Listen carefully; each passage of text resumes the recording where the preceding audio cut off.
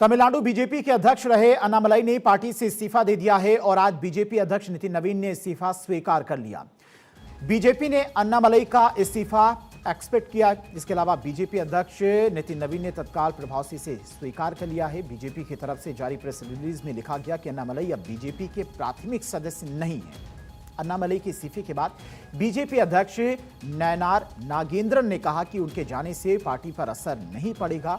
नागेंद्रन ने क्या कुछ कहा वो भी आपको बताते हैं। लोकतंत्र में किसी भी व्यक्ति को नई राजनीतिक पार्टी बनाने का अधिकार ही उनकी तरफ से कहा गया। बीजेपी कोई नई बनी पार्टी नहीं है, ये विचारधारा पर आधारित संगठन है और इस घटनाक्रम का पार्टी पर कोई प्रभाव नहीं पड़ेगा। किसी को भी नई पार्टी बनाने की स्वतंत्रता है।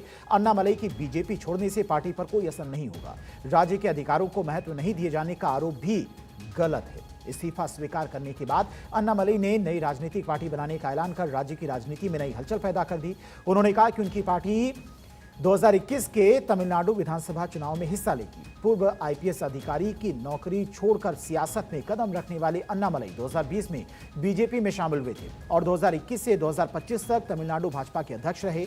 उनके नेतृत्व में भाजपा संगठन मजबूत हुआ, लेकिन चुनावी सफलता सीमित रही। अब उनकी नई राजनीतिक पारी पर सबकी नजरें टिकी हैं।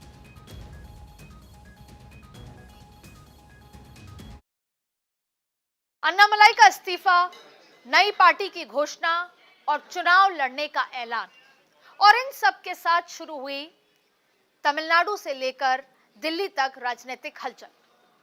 अब बहुत दशकों बाद तमिलनाडु में कई सारे राजनीतिक बदलाव देखने को मिल रहे हैं और उसमें टीवीके के बाद एक बड़ा बदलाव है। अन्नामलाई ने भाजपा छोड़ अकेले चुनाव में राजनीतिक पार्टी बनाना और चुनाव में उतरने का फैसला लिया है।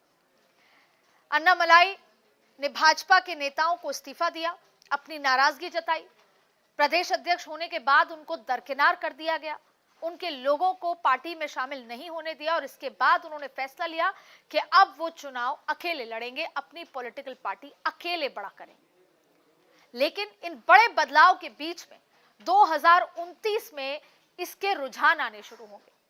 2029 में यह सामने आएगा कि अन्नामलाई की पार्टी अलग होकर खुद को बड़ा करना चाहती थी या किसी और राजनीतिक दल के साथ सत्ता में आना चाहती थी।